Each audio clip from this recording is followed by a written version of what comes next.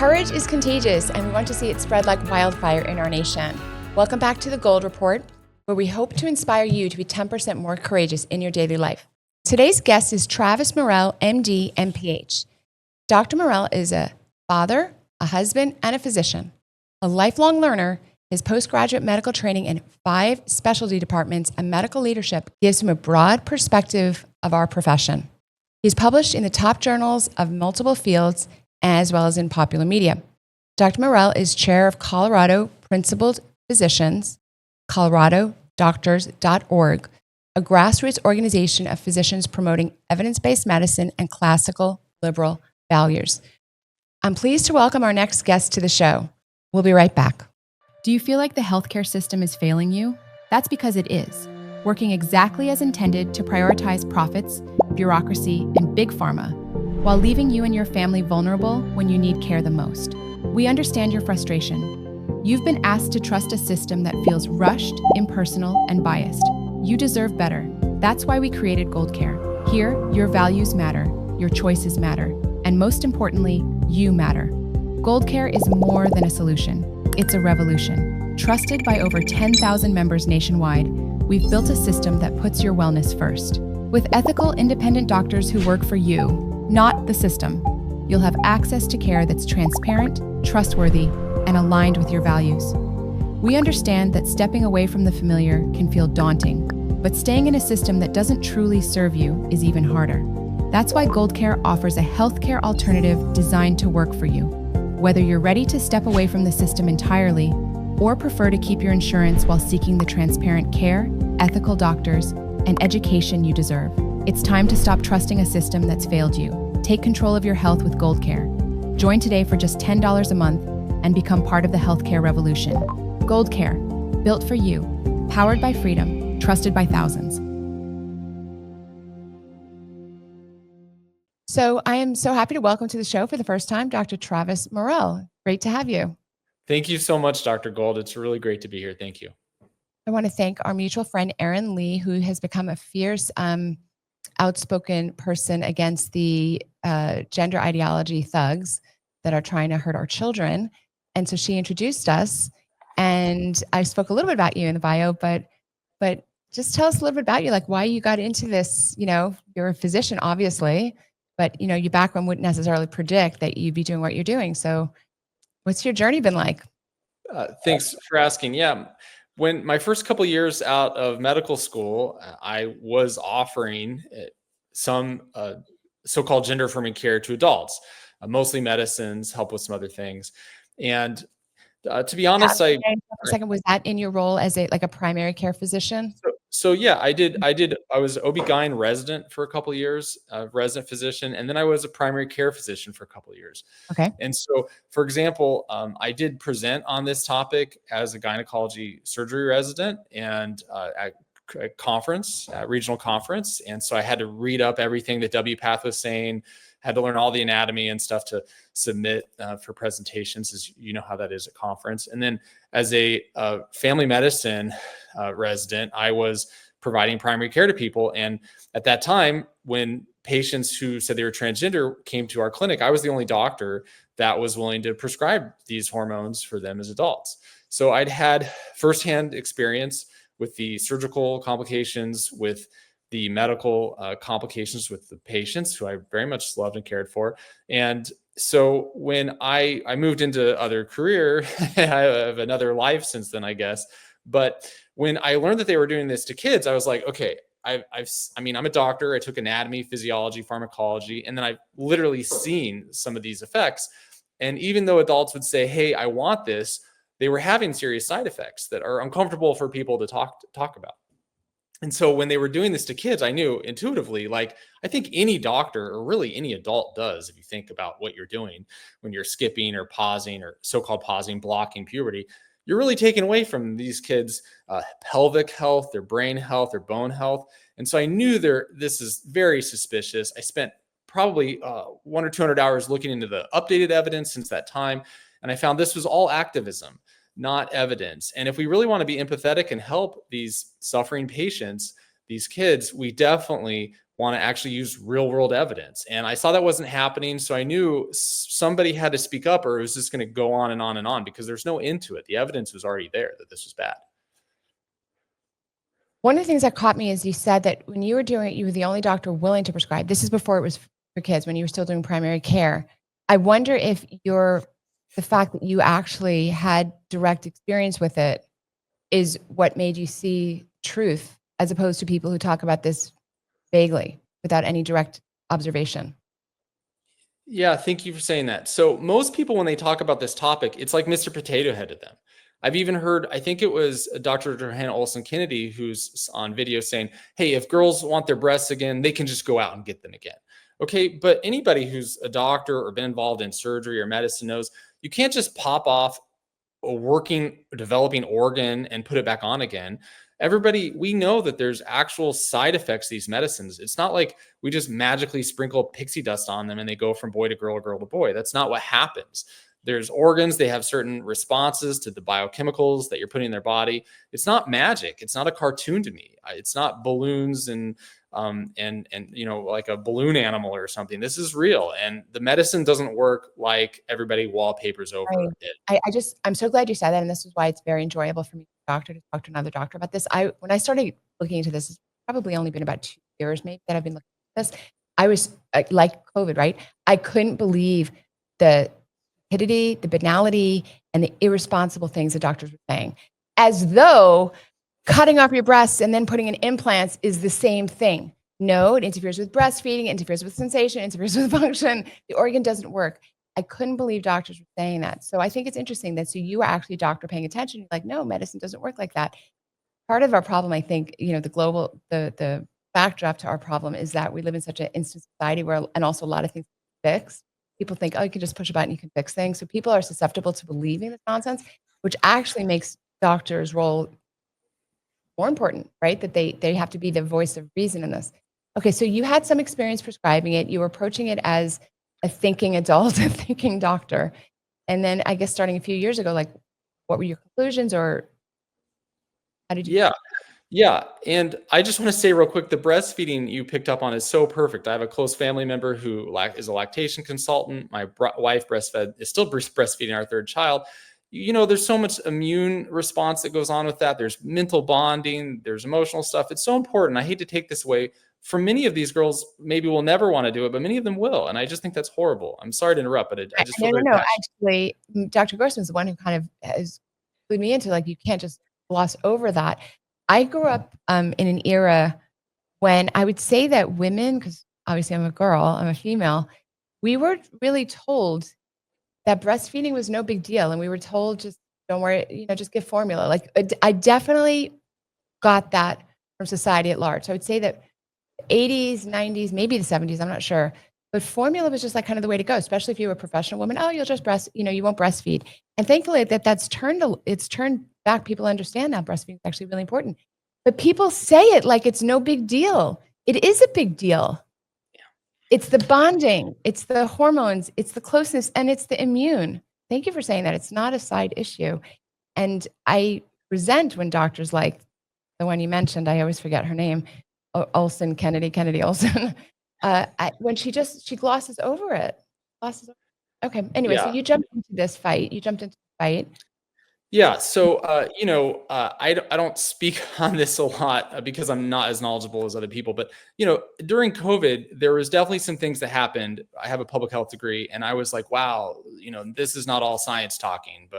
And so I got more suspicious. I noticed the stuff that was going in gender, where I felt pretty knowledgeable compared to most people.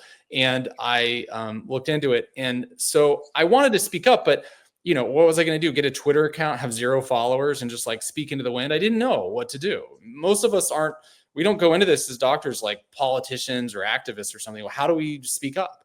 And so I started getting involved where I could, locally in different professional organizations I was in. And some of this led to last spring, even before the CAS review had been released, I submitted a policy to a major medical society that said, hey, we already have these laws about female genital mutilation, and different organizations have put out multiple things condemning it in other countries. Those bad Yemenis and those bad Sudanese people just mutilating these kids before they can consent, taking away their future choices. And I said, guess what? By the law, it's 18 USC Code 116 subsection C. We literally are violating that when we give, the medicines, not just the surgeries, but the medicines to these girls. And we should just recognize that. That's all I said. And I submitted that. And guess what? Most practicing doctors in my organization voted. When they voted, they agreed with me. Oh my gosh. Dr. Morrell, that's amazing. That's amazing. That's such a clever approach, is take a law that's already on the books, just try to enforce that and try to get people to come to your side sideways, really, from like a whole different approach. So you published this paper in a medical journal? It got So published? I didn't publish in a medical journal. I went through, this isn't going only through the, laundered through journals. This is going through our organizations that have been taken over by activists. Oh, yeah. And in my organization, there was this thing where instead of submitting it just to the upper ups, who a lot of times are, I don't know what word you want to use here, activist, communist, woke, just useful idiots. Any member of the society could vote. And I knew if I put the evidence and just spelled it out, I had 7 inches of references, I knew that the normal doctor was on my side. If you talk to normal doctors, they know this. It's the really crazy, intense ones that think this is good for kids. And so most doctors voted for it. And so I was hoping to be made policy to try to prevent kids, and signal to doctors that we need to turn around on this.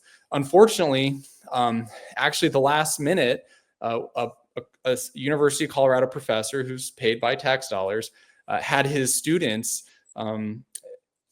vote against it. And apparently in this society, students can just log in for free, even though the rest of us are paying $1,000, log in for free.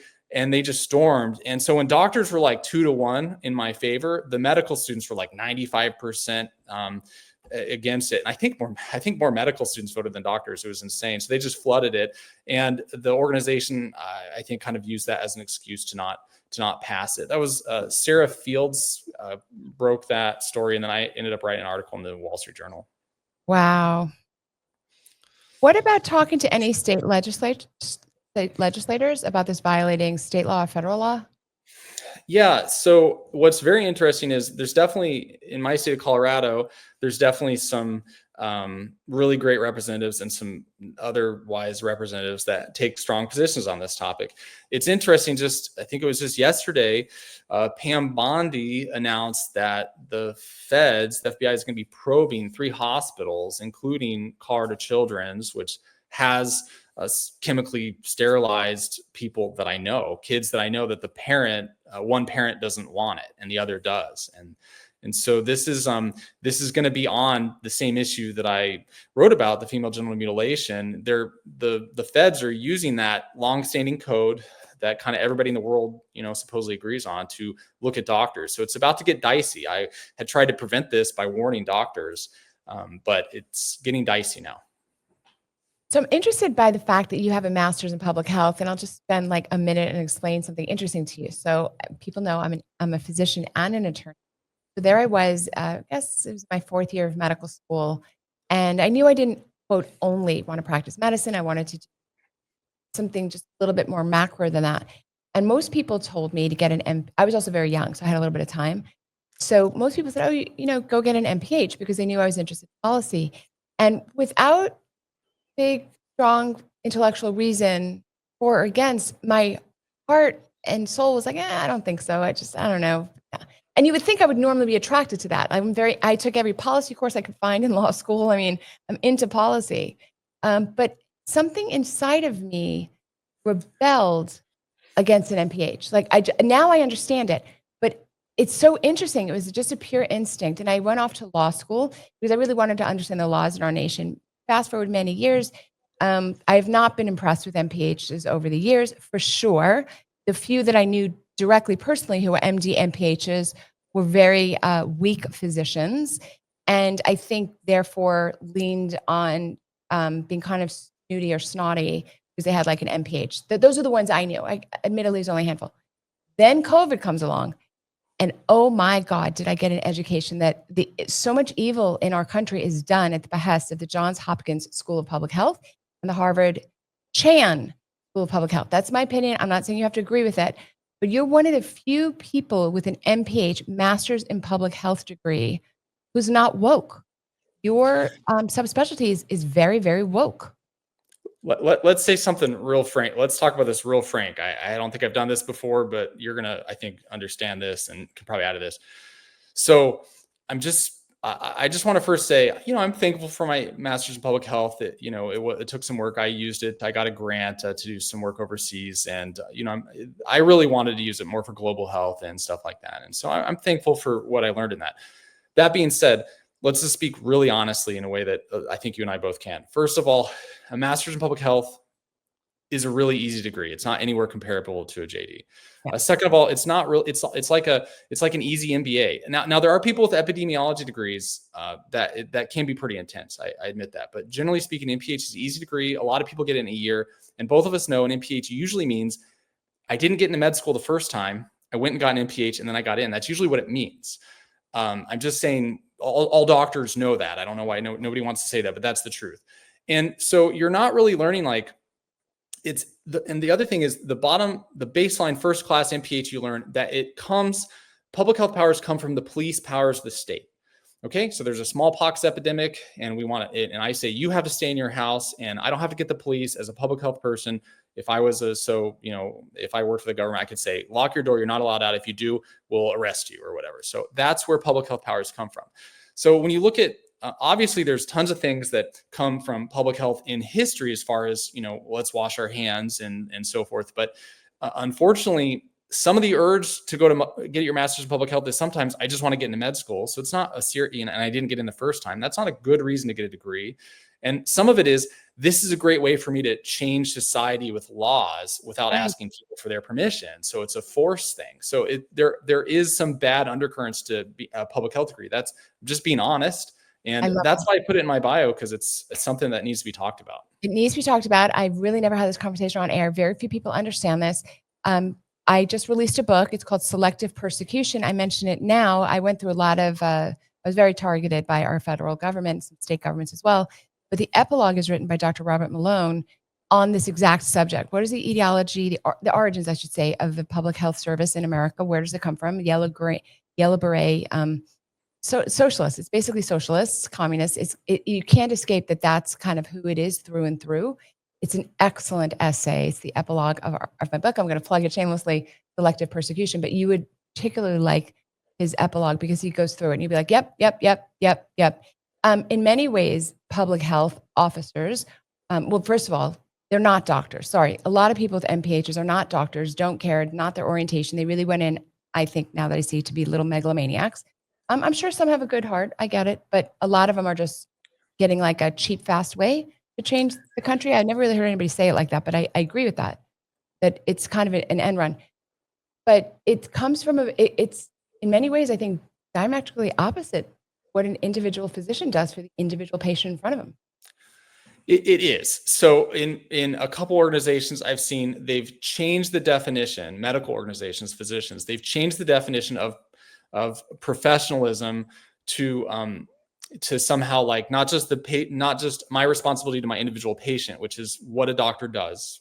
You can say what you want, but that's doctoring, to somehow like societal responsibility, which sure, we should all not like steal and stuff like that. But one of my board certifications, I could just, for some of the things I've done, be marked as unprofessional, because if I don't go along with any kind of, I forget if they phrase it like social improvement and then also diversity, equity, inclusion.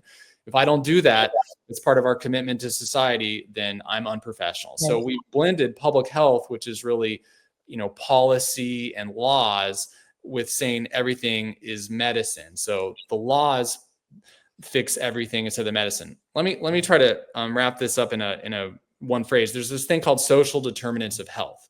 And I'm sure you've heard of it. And everybody's like, oh, social determinants of health. People are poor, or they live in a bad neighborhood, or, their neighbors smoke or something. Yeah, those are all bad things and stuff. And we should definitely know that there are factors in people's health. But the social determinants of health it goes back to this idea of social determination. Just like Marx talked about economic determination, meaning the economy determines who you are and what you do. Social determinants of health are saying society determines what is going to happen with your health. And if that's the case, then really me and you as doctors, if we treat patients, we're not helping them. What we really need to do is change the laws.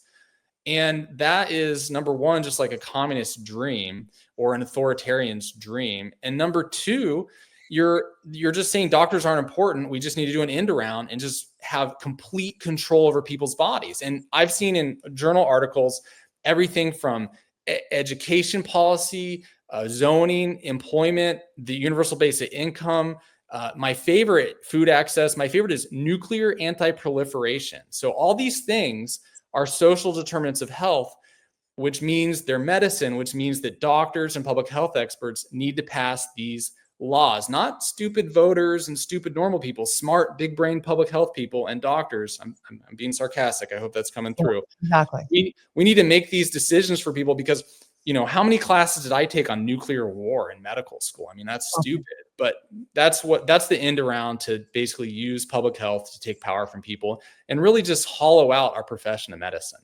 It is the individual versus the collective, and public health favors the collective. It thinks it can change people's health through collectivism.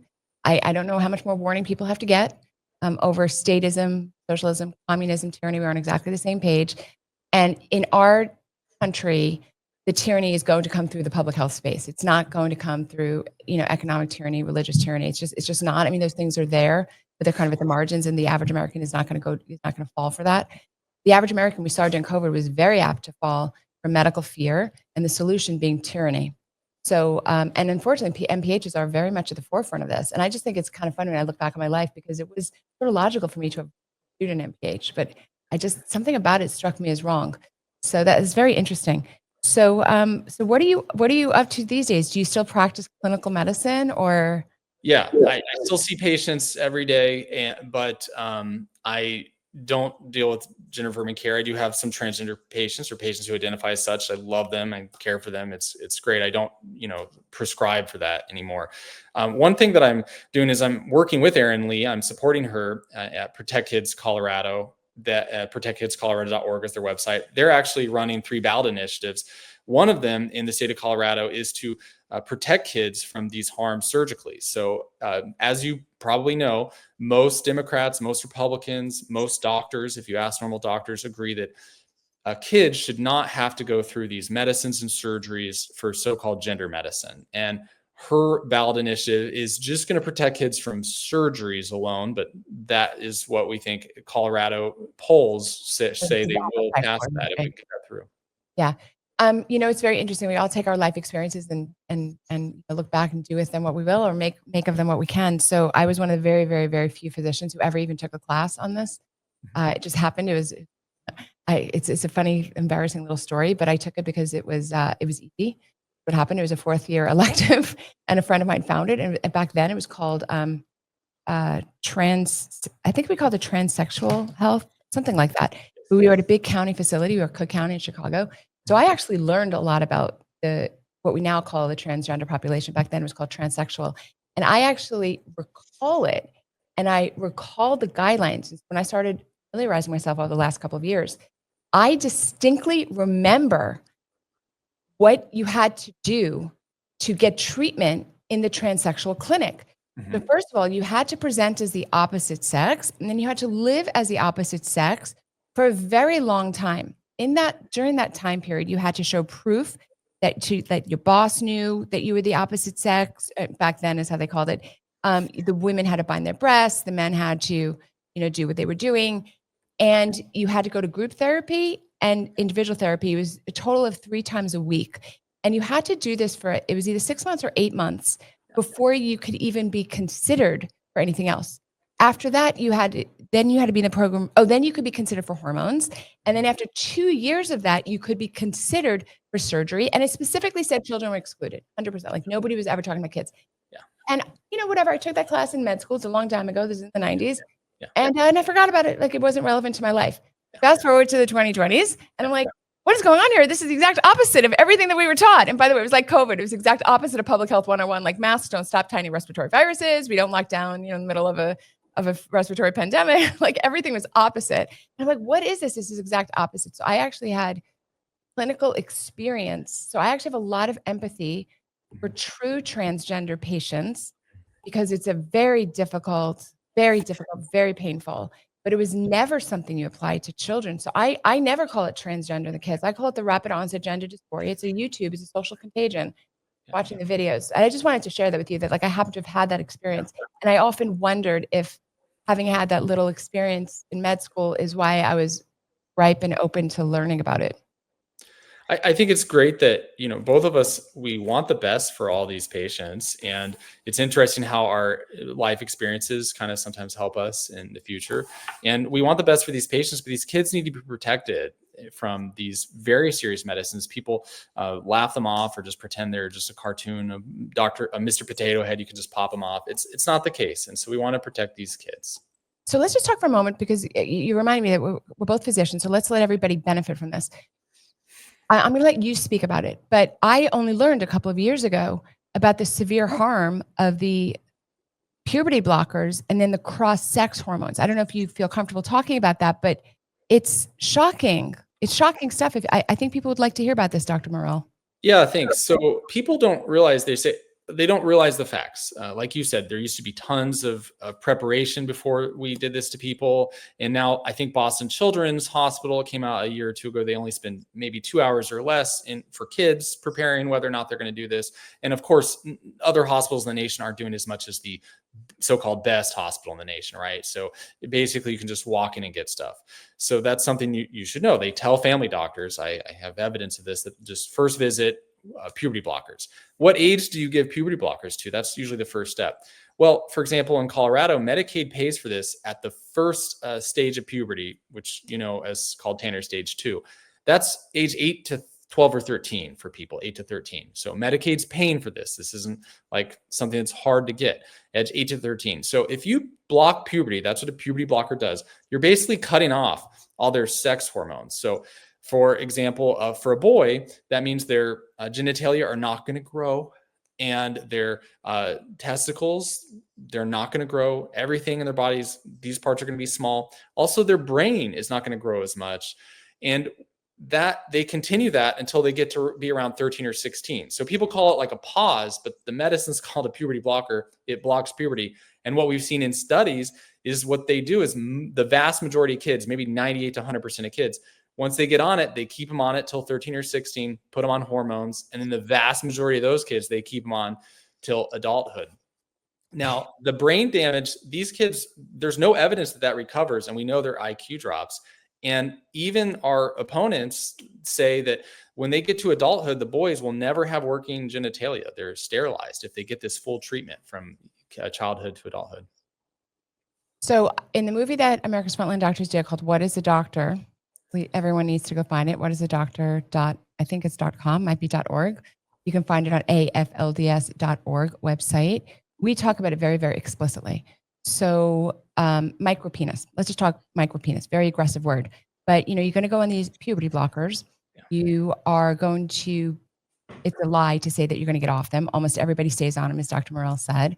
And maybe later on at 25 years old, you don't want this, right? Okay, you now have a micropenis. Not great for you. Anorgasmia, another very aggressive medical word. No orgasms.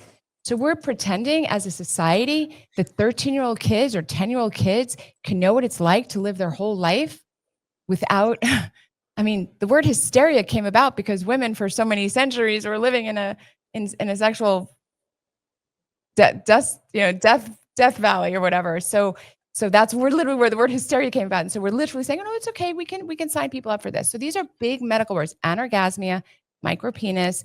These words that people are using on the other side, gender affirming, it's a lie. It's the opposite. It's not affirming anything. It's harming. It's mutilating.